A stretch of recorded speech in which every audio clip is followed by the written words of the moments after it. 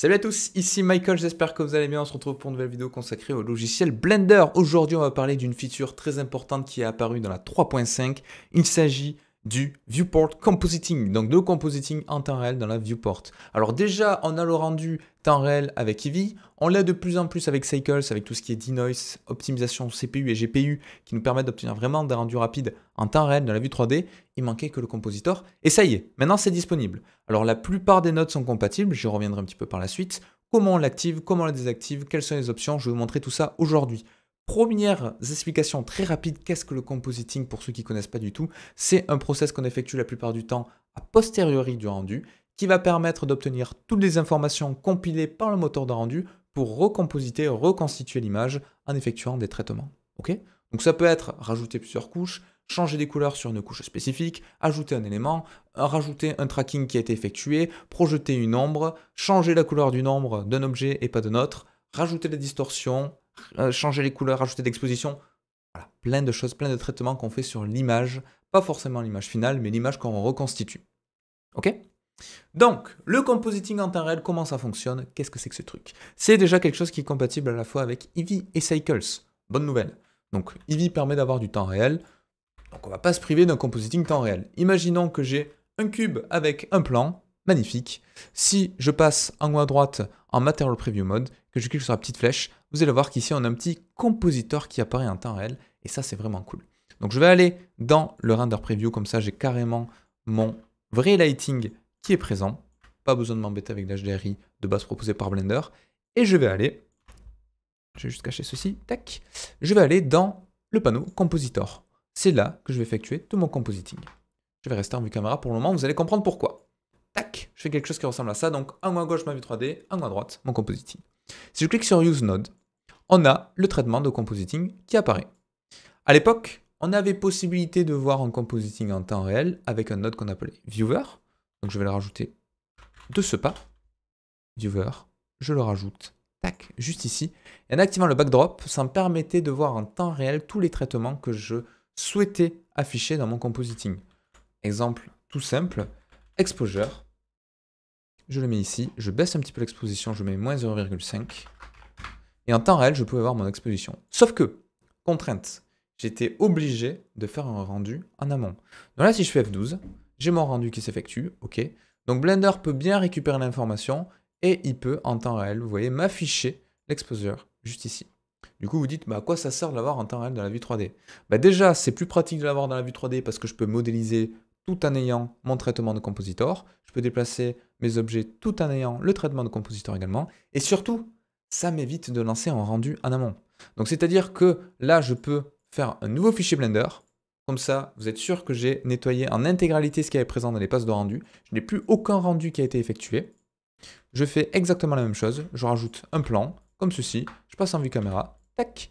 Je fais rapidement mon layout exactement comme je l'ai tout à l'heure. Rendu en temps réel. Je fais exprès de faire une petite erreur. Vous allez voir pourquoi, parce que ça m'est arrivé beaucoup de fois au début. Compositor, backdrop. Donc, use node. Le backdrop, il sert à rien, mais je l'active au cas où si je veux rajouter un node viewer, c'est toujours compatible. Là, je mets un exposure, et normalement, c'est magique, ça s'effectue en temps réel, et là, il se passe rien. Pourquoi? Parce qu'il suffit de l'activer en haut à droite dans Shading. Vous avez le compositor soit en vue caméra, soit en Always. Alors, c'est assez explicite, je vais vous montrer, j'appuie sur caméra. Vous voyez que là, l'exposition, je l'ai en temps réel. Alors, ça peut être un peu traître. Moi, j'aime bien l'activer uniquement en mode caméra pour plusieurs raisons. Déjà, ça permet ensuite, quand je passe de la vue 3D, de voir la version de la scène brute sans traitement. Si je reste en caméra, même si j'active ici le Camera to View, et que je bouge ma caméra, le traitement va toujours s'effectuer. L'inconvénient, c'est quoi? C'est que, imaginons que je sois ici, et je me dis, mais attendez, ma scène, elle est trop sombre. J'ai oublié que j'avais mis ce node-là. Mais je vais prendre ma light, le réflexe, ça va être ça, et je vais booster ici, je vais mettre, allez, 10 000. Ok, on est pas mal. Et là, quand je vais bouger ma caméra, paf! Enfin, quand je bouge, que je sors de vue caméra, je suis surexposé parce que j'ai compensé le -5 en exposition en boostant la light. Donc ça permet vraiment de voir qu'on a fait une erreur. Et je peux du coup faire un CTRL Z pour remettre ma light comme c'était avant. Alors que si je reste ici en vue Always, ben je vais vouloir booster à nouveau mon exposition, je vais bouger, je vais dire ok, ça a l'air bon, mais une intensité aussi forte en éclairage, c'est pas bon parce que mes shaders vont pas réagir correctement, mes réflexions, mes réfractions, on va avoir du fireflies. C'est vraiment pas top. Donc ça évite certaines erreurs. Voilà pourquoi moi j'aime bien rester en vue caméra, mais c'est comme vous souhaitez. Il y a deux écoles. Vous pouvez également, sachez que ces traitements sont totalement indépendants sur plusieurs vues 3D. C'est-à-dire que si je mets une autre vue 3D en bas à droite, ok, je peux très bien dire dans ma vue en haut à gauche, je veux que tu m'actives le compositor, mais pas dans la vue en bas à droite. Donc d'ailleurs, par défaut, normalement, il ne sera pas activé. Donc ça peut me permettre de sélectionner mon objet, de modéliser, hop là, en temps réel. Voilà, je fais une insertion, tac, tac, tac, tac, tac, tout ça vous connaissez. Hop là, par exemple, j'ai ceci. Ok, j'ai mon modèle 3D. Vous voyez, en temps réel, j'ai ma modification qui s'est effectuée en haut. Alors vous dites peut-être, bon, ça sert pas à grand chose d'avoir du temps réel pour ça. Effectivement, là, juste pour une exposition, ça sert pas à grand chose. Mais imaginons maintenant que je fasse un blur sur ma scène. 50-50. En temps réel, vous voyez, j'ai mon objet qui est blurré. Rien ne m'empêche de modéliser. Alors là, vous comprenez un petit peu l'utilité des deux scènes. J'ai quelque chose sans traitement. C'est plus facile quand même à modéliser ici que là sur des edges qui sont toutes blurrées. Mais, vu que je suis uniquement en vue caméra, mais, vu que je suis uniquement en vue caméra, on le recommence, si je bouge, hop là, plus de traitement. Donc là, je peux modéliser. Autre avantage comparé au Always, je trouve, à mon sens. C'est comme vous voulez. Les deux possibilités sont offertes par Blender, donc vous traitez exactement comme vous le souhaitez. Bon, si je mets uniquement du blur de 10-10, voilà, qui ressemble à ça, et moi j'aimerais un dégradé qui va de bas en haut. Comment je fais? Plusieurs possibilités. Je pourrais rajouter un box mask qui ressemble à, je vous le montre de suite, à ceci, tac. Et là, notion intéressante également, si vous utilisez les masques, on doit rentrer une valeur brute de taille qu'on a juste ici. Alors si j'agrandis ça, normalement, voilà, on a largeur, hauteur. Ça, c'est la position. Cette information de taille, vu qu'elle n'est pas basée sur un pourcentage, mais quand je vais bouger, donc là, je passe en Always, quand je vais bouger en temps réel, en fonction du zoom, vous voyez, il ne va pas représenter la même size en termes de world. C'est-à-dire que là, il va peut-être faire 1 mètre, là, il en fait 100. Donc, c'est important de définir ceci en vue caméra, à peu près vers la fin du processus, pour pas que ça bouge trop. Donc, je vais faire quelque chose qui ressemble par exemple à ceci. Je vais réduire la taille. Voilà, on va faire un truc qui ressemble à ça. Et je vais mettre notre blur par-dessus. Juste ici. 50, 50. Et là, normalement, je vais relier ici. En temps réel, je vais pouvoir avoir un blur qui est uniquement au milieu de mon objet. Donc, image, je le mets sur la taille. Et je vais cocher, très important, le variable size pour permettre à Blender de faire un changement dynamique de taille de Flou Gaussian en fonction d'une image qu'on a juste ici. Et là, l'avantage, c'est quoi? C'est qu'en temps réel, je vais pouvoir bouger juste ici ma hauteur, par exemple en Y, et vous voyez un flou qui va se déplacer sur mon objet. Alors, je n'ai pas suffisamment de hauteur, donc je vais peut-être le mettre comme ceci. Tac, je vais augmenter également, là, je vais mettre 50-50 pour vraiment avoir quelque chose de brut. Là, je peux mettre sur 100 et 100. En sachant que le traitement de flou, ouais, j'ai fait exprès de vous le montrer parce que normalement, il est assez lourd. Vous voyez que c'est vraiment très bien optimisé. C'est basé sur des calculs GPU. Donc ça va permettre de faire plein de traitements en temps réel. Et ça, c'est vraiment top. Donc tant que j'y suis, compatible avec quoi? Compatible avec Eevee, ça on le voit, et compatible également avec Cycles. Je vais vous le montrer de suite. Donc si je passe en Cycles, je vais passer en GPU. Et voilà ce qu'on a. Je peux même activer le denoise dans la viewport. Et ça me fait à la fois un process de denoise, à la fois un process... Donc vous voyez, en temps réel, ça marche quand même assez bien. Ça me fait à la fois un process de calcul, de denoise et de compositor en temps réel. C'est vraiment exceptionnel. C'est vraiment top. Donc ça pourrait être utile pour plein de choses. Imaginons maintenant que je veuille changer les couleurs sur un shader. Comment je fais? Donc j'ai une tête de monkey, vous connaissez. Tac. Je vais passer du coup en cycles dès le début, comme ça vous allez voir un petit peu comment ça réagit. En cycle, je peux activer le raccourci clavier si vous voulez, mais il n'y en aura pas beaucoup. Je me mets en GPU, je vais rajouter un petit environnement de texture. Hop là, HDRI, je vais mettre par exemple celui-ci d'intérieur. Je vais le désactiver pour le moment, je les réactiverai juste après pour vous montrer autre chose. Transparent. Là, j'ai mon objet. Ok. Je vais faire un shader, on va dire, de métal, un shader d'or. On va faire un shader d'or. Alors, comment je fais un shader d'or? Je mets le métallique à 100%, je baisse la roughness à 0,05 par exemple. Je vais mettre un noise texture qui va faire varier cette roughness là. Donc j'aurai besoin également d'un map range. Ah, je me suis embarqué dans un truc là, je voulais pas faire un shader qui ressemble à ça à la base, mais c'est pas grave. Je vais faire un shader qui ressemble à du map range. Je vais baisser cette valeur là considérablement. Pardon, celle-ci. To max, je vais mettre à 0,1. Voilà. Et je vais faire varier un petit peu ici les informations pour avoir quelque chose qui ressemble à ceci. Voilà, avoir des petites variations. Si vous n'êtes pas à l'aise avec le map range, vous pouvez directement utiliser un color ramp en sachant que là, l'objectif, c'est d'avoir des tons assez foncés sur mon objet. Donc je vais prendre celui-ci, je vais le mettre vers du gris foncé. Voilà, par exemple, quelque chose qui ressemble à ça. Et là, si je le relie sur la roughness, vous allez voir que, voilà, comme tout à l'heure, je vais avoir quelque chose qui est vraiment assez lisse. Et je vais pouvoir rajouter des choses un petit peu moins lisses, juste ici en faisant varier ceci. Bon, ça c'est du détail. Bon, imaginons qu'on ait quelque chose qui ressemble à ça. Voilà, très bien. On a des petites variations, c'est joli. J'ai des petites variations de roughness. Maintenant, moi ce qui m'intéresse également, c'est d'avoir des variations en termes normal et en termes de couleur. Donc je vais rajouter le fameux Musgrave que vous connaissez bien parce que c'est ma texture favorite. C'est vraiment trop bien. J'augmente les détails, je baisse la densité au maximum. On va dire que c'est bon. Je vais rajouter du bump que je mets juste ici. Tac. Donc au même bump, je le mets dans la hauteur. Alors vous dites peut-être aucun rapport avec le compositeur. Vous allez voir où je vais en venir. Je mets un color ramp juste là. Tac. Mon color ramp, je vais mettre une sorte de, voilà, de jaune orangé. CTRL-C, CTRL-V. Je mets ça sur la base color, je mets ça dans le principal BSDF. Je baisse un petit peu l'intensité. Voilà, là on commence à avoir quelque chose qui ressemble un tout petit peu à de l'or. C'est peut-être un petit peu trop fort ici. Tac, parfait, magnifique. Et je fais des petites variations de couleurs juste là. Voilà. On a quelque chose qui est un petit peu doré, un petit peu sali. Je pourrais rajouter également des endroits très foncés.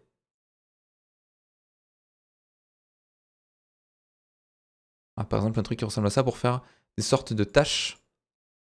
Comme si ça avait rouillé par endroits. Voilà. Allez, on part sur ça. Là, on est pas mal. Maintenant, compositeur. Imaginons que je vais changer un petit peu la manière dont est interprété cet or-là. Je trouve que les jaunes sont un petit peu trop pétants. J'aime pas trop les couleurs noires là qui contrastent un petit peu trop. Je pourrais m'embêter à changer ici le shader. Mais imaginons que ce shader il soit à peu près générique et qu'il fonctionne très bien sur d'autres objets dans d'autres scènes, que j'ai une sorte de bibliothèque, mais j'ai pas envie de m'embêter à changer le shader directement ici. Donc je peux très bien passer, oui je vais en venir, dans le compositor, use node, hop là, juste ici, activer mon compositor en always, et là, je fais par exemple un color balance, je le mets juste là, c'est du diff gamma gain, par défaut vous pouvez changer les interprétations ici, ben, je vais bleuter un petit peu ceci, je vais tendre peut-être un petit peu vers le rouge, juste là, en augmentant un petit peu la luminosité. Celui-là, je vais baisser en termes d'intensité. Voilà, aller par exemple vers du bleu. Ouais. Bon, je fais un traitement au pif. Aller vers du bleu, baisser un petit peu le gain. Bah, vu que j'ai baissé le gain, là, c'est un petit peu trop sombre. Donc je vais rajouter de l'exposure, par exemple. Et je vais augmenter cette exposition pour obtenir quelque chose qui soit à peu près bien. Et là, vous voyez, j'ai quelque chose qui ressemble à ceci. Et maintenant, j'ai quelque chose qui ressemble à ça. Sans changer à mon shader. En temps réel, je peux le faire. Alors, quelle est la touche magique là pour masquer un truc? C'est la touche M. M, ça mute un node, donc ça dit à Blender, tu me l'interprètes pas. Donc en temps réel, c'est très pratique. Vous voyez, avec le compositing de la vue 3D, je peux voir vraiment le traitement. Pareil pour l'exposure, avec M. Je peux en sélectionner plusieurs, faire M, ça marche aussi. Donc ça, c'est assez cool. Petit raccourci clavier utile, CTRL X également. Ça permet de supprimer un node tout en gardant le lien. Parce que si je fais juste un supprimer, il me l'enlève. Juste un X, il me l'enlève. CTRL X, il m'enlève le node, mais il me garde le lien. Et voilà, donc là je peux faire plein de traitements. Je peux faire ça, je peux faire un lens distortion si j'ai envie également, pour ajouter de la distorsion. Voilà, par exemple quelque chose qui ressemble à ceci, comme si on avait un effet de lentille. Voilà, tac, comme ça. Je peux cliquer sur Fit pour regarder les proportions. Voilà, je peux avoir quelque chose qui ressemble à ça. Et tout ça, c'est du temps réel. Donc c'est quand même assez intéressant pour faire tout ça en temps réel dans la vue 3D. Imaginons que maintenant, je veuille rajouter, je vais enlever le lens distortion pour le moment, je veuille rajouter une image en fond. Alors j'avais la fameuse HDRI qui est juste ici, mais moi je veux en rajouter une autre. Alors au passage, ce qui est cool aussi, c'est que l'HDRI, si je le mets pas en transparence, il va subir ces informations-là. Donc ça c'est vraiment cool. Vous voyez, toutes les déformations, tous les traitements que je fais là, mon image du fond va effectuer, va subir ces traitements-là. Moi ce qui m'intéresserait, alors je ne l'ai pas montré aussi, mais je peux activer le denoise en temps réel. Comme ça, j'ai tous les traitements qui s'effectuent, mais c'est un petit peu plus lourd. Ce qui m'intéresserait, c'est d'avoir une autre image HDRI. Alors, je vais aller dans le compositeur, je fais Image. Je fais Open. Et moi, je veux pas celle-là. J'aimerais bien, même si ça va pas être cohérent en termes d'éclairage, le courtyard. OK? Courtyard qui ressemble donc, image, tac, à ça. Je veux intégrer cette image en fond. Et comment je fais? Je vais faire tout simplement un alpha over. Je vais sélectionner mon image, je la mets juste ici. Je sélectionne celle du dessus, je la mets juste là. J'ai peut-être inversé les nœuds. Je fais Image. Et là, c'est la catastrophe. C'est la catastrophe. Pourquoi? Parce qu'on a toujours mon image en fond. Il faut que je retourne dans mon film et que je coche le transparent. J'ai juste à intervertir ces deux nodes, excusez-moi. J'oublie à chaque fois. Hop là. Et voilà. Et là, on a bien en temps réel mon image en fond. Et je peux bouger mon objet du coup. Là, je bouge ma vue 3D. Hein, on s'en rend pas trop compte, mais je bouge ma vue 3D. Et ça va être affiché en temps réel. Je n'ai même pas vu qu'il y avait un magnifique golden ou un labrador. C'est un labrador, je pense, juste ici. Image exceptionnelle du coup. Et voilà. Et là, je pourrais très bien rajouter un blur si je veux donner un effet de défocus juste ici. Donc avec du 50-50. Passer même un effet bokeh pour rajouter un effet un petit peu plus de défocus d'appareil photo.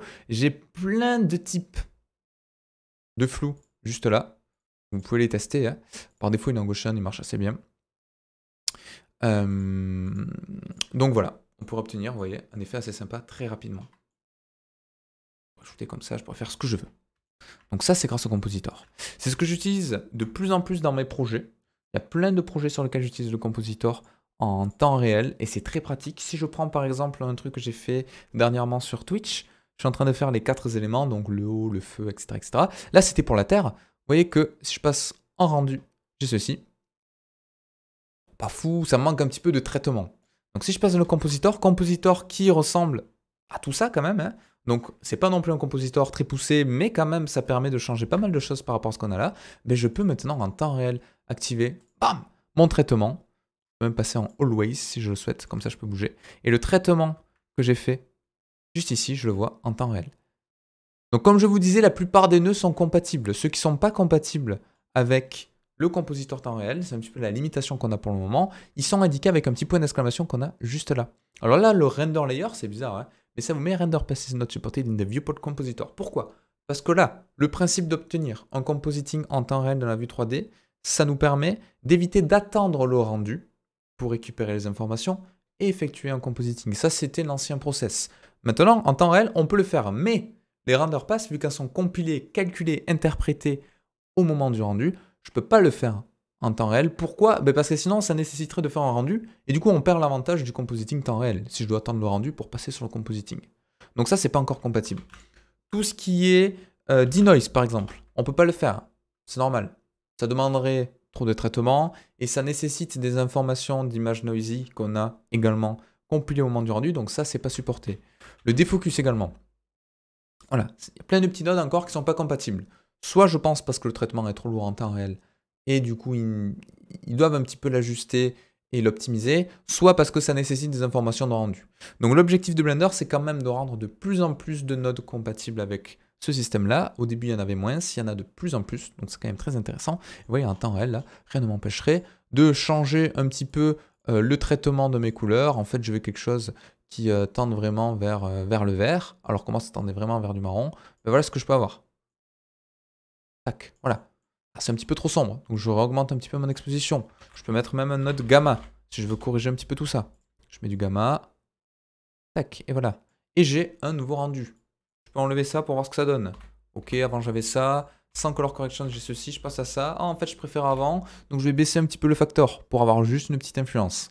Voilà, tous ces traitements, c'est vraiment ultra intéressant. Je pourrais faire des chroma keys, je pourrais faire plein de choses. Donc c'est ultra cool et ça fait gagner un temps fou. Donc c'est la fin de la vidéo, j'espère que ça vous aura plu. J'espère que j'ai pas trop parlé. 20 minutes quand même, je pensais que ça allait durer que 10 minutes. Bon, c'est pas grave, je vous ai montré plein de petites choses. N'oubliez pas, il y a plein de choses encore qui sont pas compatibles petit à petit. Ils essaient d'implémenter plein de fixes pour les rendre compatibles. Mais on va dire que 90-95% des nodes le sont. Donc c'est vraiment, vraiment cool. Compatible avec Eevee et Cycles, denoise, pas de denoise dans le rendu, hein, qui se superposent. Donc c'est vraiment top. N'hésitez pas à tester un petit peu tout ça. J'espère que cette vidéo vous aura plu, que vous avez appris des choses. Et regardez, pour du temps réel, c'est vraiment trop bien, hein, ce compositeur. Hein. J'espère que vous aurez appris des choses. Et je vous dis à la prochaine. Ciao, à plus.